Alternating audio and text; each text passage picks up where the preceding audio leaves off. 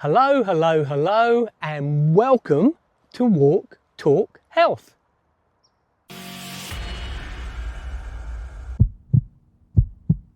Aging and disease, and most health professionals now believe that aging is another disease and as such can be treated, are caused by two main factors.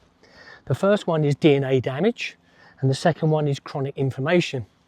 As the channel name suggests, you and I are going to take an amazing walk today in beautiful surroundings, and we're going to discuss a topic that will address one or both of those.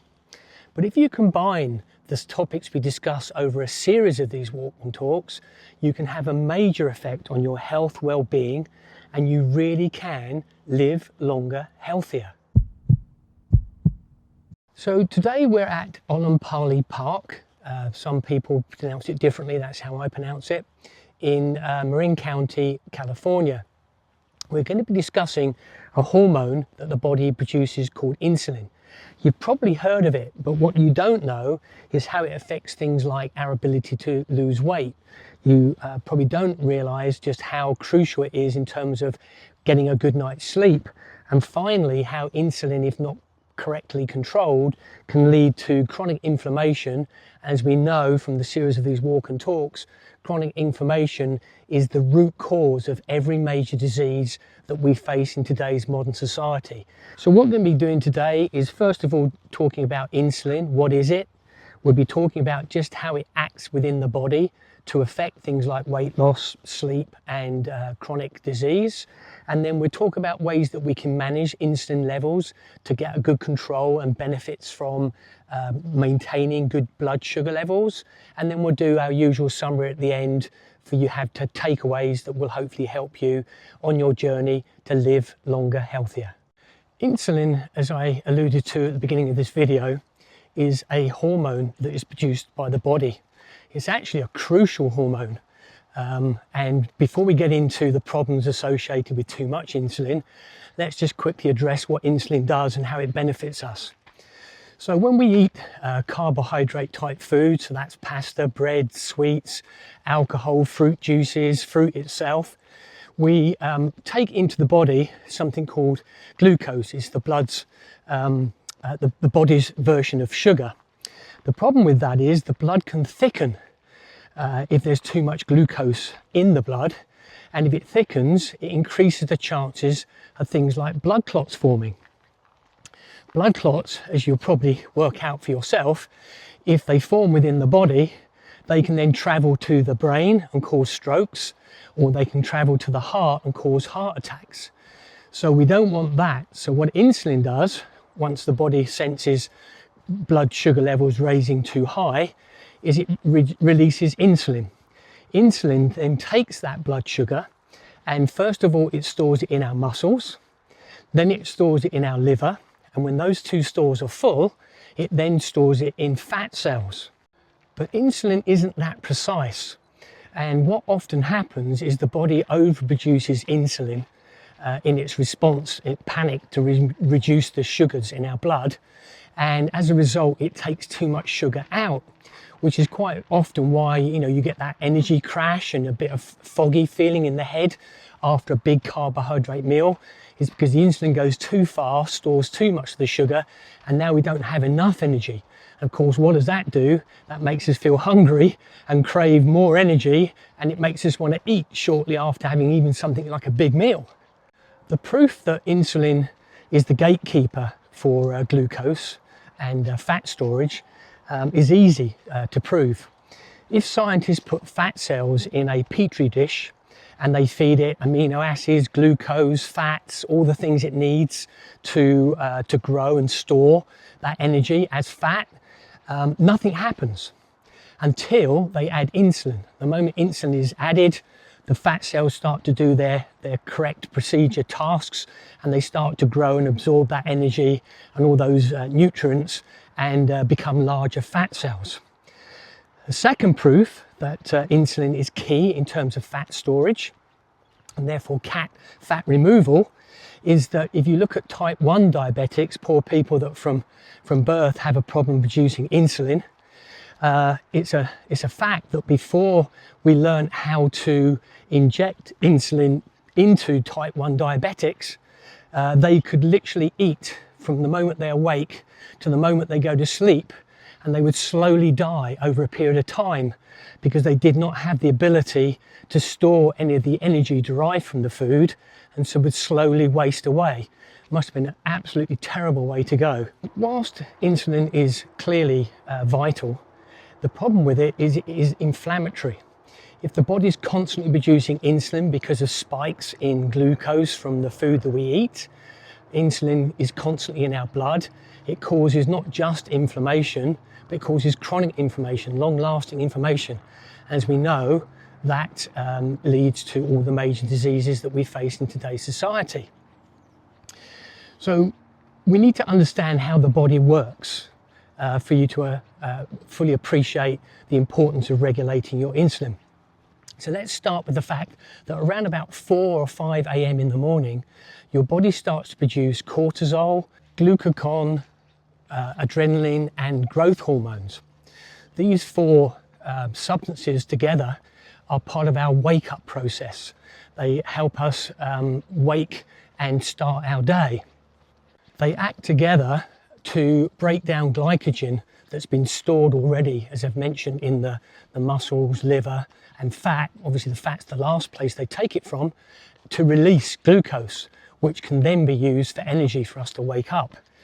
The problem is releasing that glucose then spikes insulin, and as you can see, there's a direct relationship between us waking up in the morning and production of insulin. We're then told that breakfast is the most important meal of the day, interestingly by companies like Kellogg's, who have a vested interest in getting us to eat breakfast.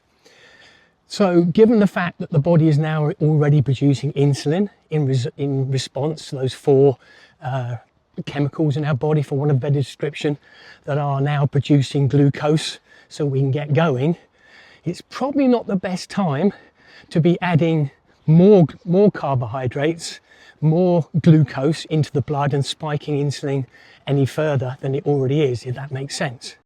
If you think about our ancestors, back to hunter-gatherers, even up until maybe 100 years ago, people did not have the ability to wake up and just start eating.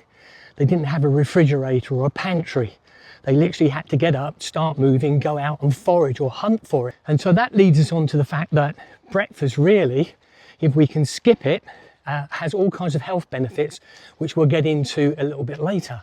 The first thing we can do to keep insulin under control in the morning, when the body's already producing it, is to make our first meal of the day protein-based. So we're talking at meats, eggs, cheese, butter, those kinds of things, because protein does not boost blood sugar levels and therefore does not boost insulin any further, but does provide energy to the body. The other benefit of having protein as the first meal that we eat is that our hypothalamus actually is what produces our hunger hormones. It expects a certain amount of protein per day, and until it reaches that full level, it will actually release hunger molecules that make us want to eat. And of course, we might then eat all the wrong things and cause problems within our body.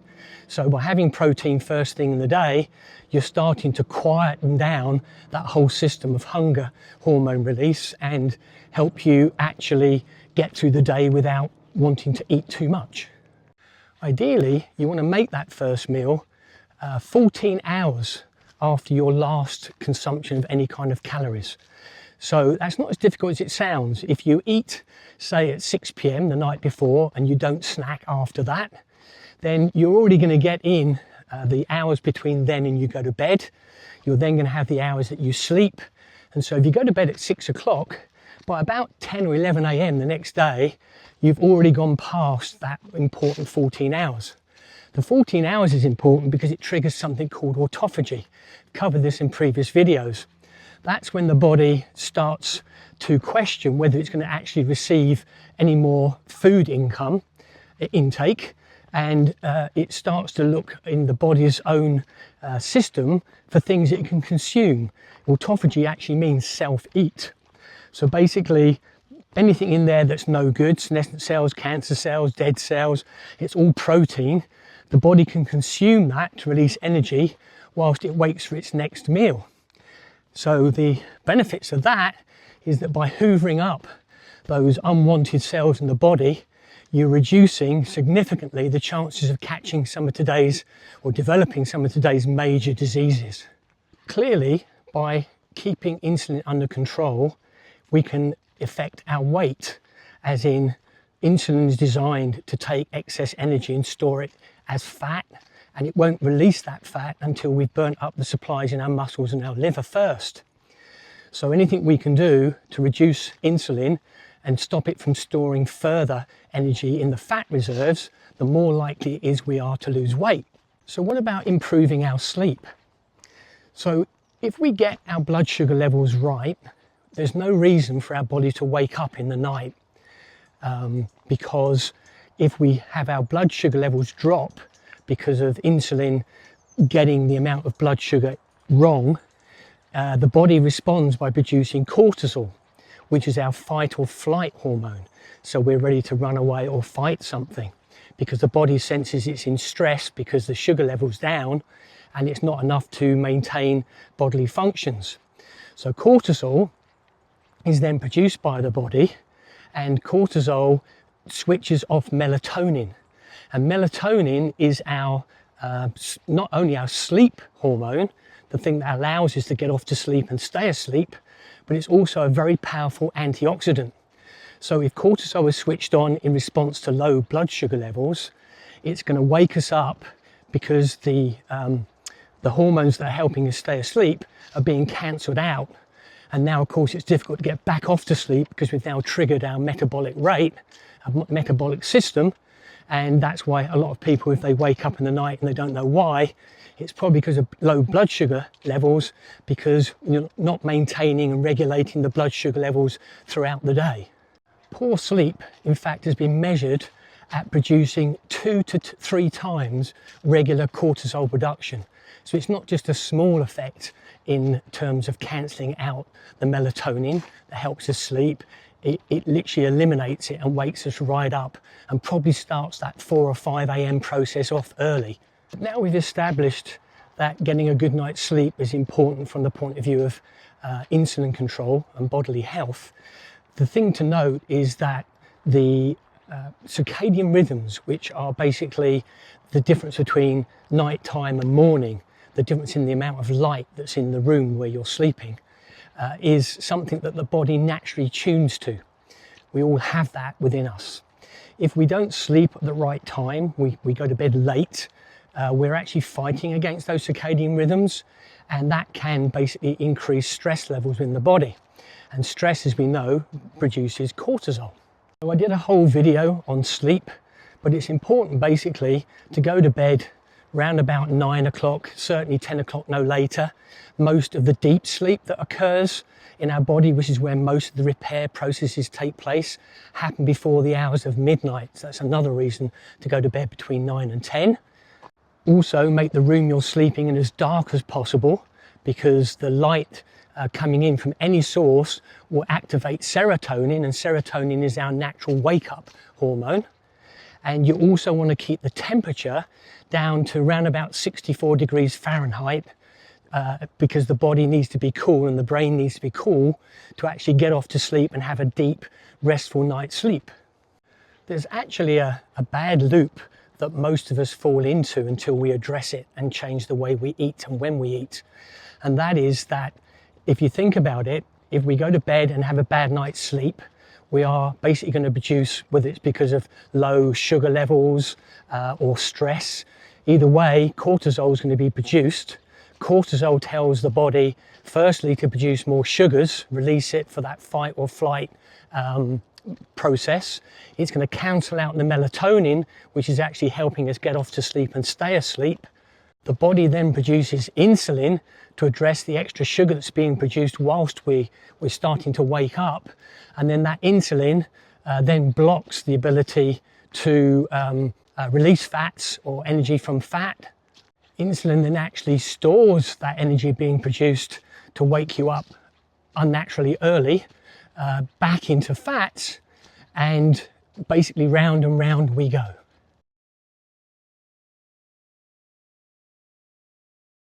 It's the time for me to ask for your help. This channel is in no way monetized. Its sole purpose is to reach as many people as I can, just like you, and help them on their health journey. So can I ask you please to hit the like, the subscribe if you haven't already subscribed, the bell notification if you want instant notifications of upcoming videos. But most importantly, can I ask you to make a comment? Can you maybe tell me where in the world you're watching this from? Maybe a trail that you like to walk nearby. Maybe ask a question about the subject we've covered. And then finally, the one that really helps me the most is to share this video to other people who you think may benefit from the knowledge that I'm trying to impart during these walk and talks. So by helping me, you're helping others, and I thank you very much in advance for doing that. Thank you. I love the way at this time of year with the sun being low in the sky, how it streams through the trees and you get some pretty beautiful effects. The path we're taking today actually climbs around 450 feet in elevation. I'll confirm the exact elevation when I look it up a bit later, but it's beautiful and I can highly recommend it. Amazing trail.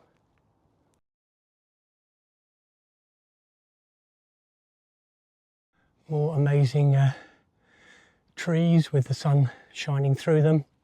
This trail actually is 3.4 miles as a loop. You can go right to the very top of this, in which case I think it's closer to 7 miles in total. Today we're just going to be doing the 3.4, and you're getting to see the start of the trail from the southerly entrance. There are restrooms, not restrooms as such, but portaloos in the car parking area. And it does warn you to keep an eye out for ticks, but probably at this time of year it's nothing to worry about.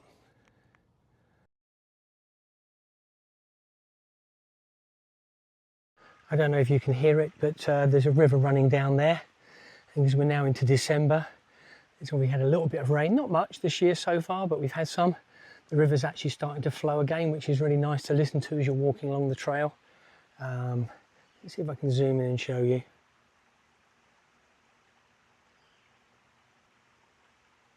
Kind of. Anyway, it's really nice to hear the water flowing.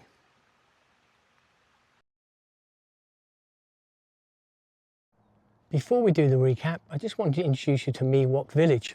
As you can see behind me, what they've tried to do is recreate the living conditions of the Miwoks that lived in this park. It's pretty cool and worth coming to visit this part of the park if nothing else. The trail, of course, is absolutely worth the walk. So let's get into the recap.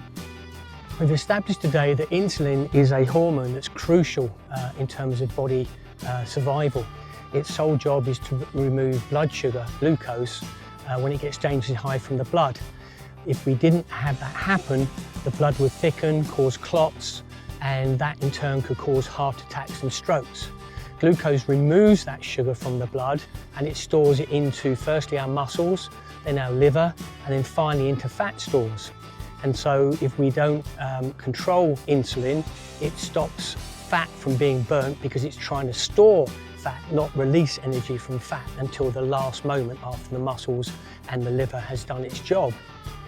We know that insulin's way more important in terms of regulating our sleep. If we don't get correct insulin control throughout the day, at night time our blood sugar levels could drop to a point where our body gets woken up by cortisol, which is our fight or flight hormone, because it thinks we're in a state of stress. The cortisol is therefore trying to wake up the body and produce sugars and release some of those sugar stores, glucose stores. As a result of that, the body then produces insulin because the insulin obviously wants to keep that blood sugar release under control. So it's a cycle that we don't really want to encourage. We know that therefore insulin has a big effect on things like fat burning, and therefore if you've ever tried to lose weight and you can't, despite cutting back on calories, despite eating what you think are healthy things, if we have too much insulin in our body because of stress, it won't allow those fat stores to be burnt. Hence you can't lose weight even when you're trying to do all the right things. So therefore it's vitally important to do things like get a good night's sleep. That comes from things like temperature in the room control, darkness in the room control. All of those things, if you've maintained a good glucose level throughout the day and not too many insulin spikes will allow you to get a good night's sleep, where we do things like repair as well as controlling those hormones. And finally, if we don't get insulin under control, we get what we call chronic inflammation, because insulin causes inflammation throughout the body. Now, as a result of that, we know that it leads to all the major illnesses that we face today.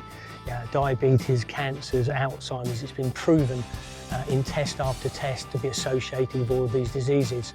So if I can't convince you to look at things like cutting out breakfast that I mentioned in the walk, to instigate autophagy, which is your body's repair process, and self-eating, cleaning up all those dead and dangerous cells, do it for preventing those serious illnesses that we can suffer from as a result from too much insulin spikes throughout our body and causing that chronic inflammation.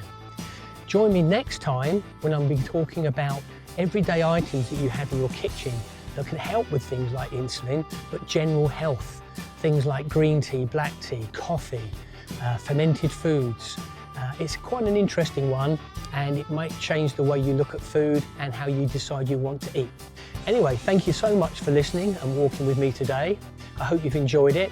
If you want to check out more on things like fasting and other videos, check out this video here. Thank you again. Look forward to seeing you next time.